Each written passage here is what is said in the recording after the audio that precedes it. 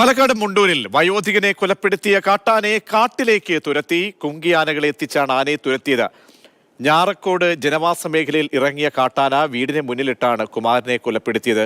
Gokul VS ചേരുന്നുണ്ട്. ഗോകുൽ, അങ്ങനെ ശ്രമം ഇപ്പോൾ ഫലം കണ്ടിരിക്കുകയാണോ? എപ്പോഴാണ് ഈ ഭീതി പരത്തിയ ഒരാളെ കൊലപ്പെടുത്തിയ കാട്ടാനയെ തുരത്താനായിട്ടുള്ളത്?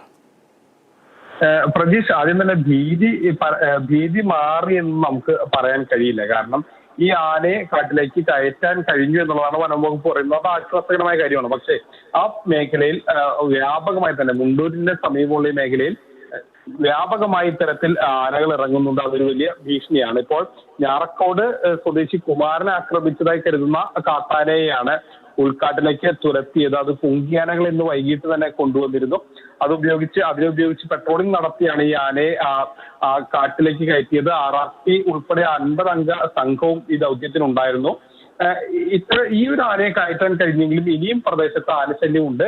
അതൊരു വലിയ ഭീഷണിയെ തന്നെ ആ പ്രദേശത്ത് തുടരുകയാണ്. ഇതിന്റെ ശാശ്വത പരിഹാരമാണ് പ്രദേശവാസികൾ പലപ്പോഴായി പറഞ്ഞുകൊണ്ടിരിക്കുന്നത്.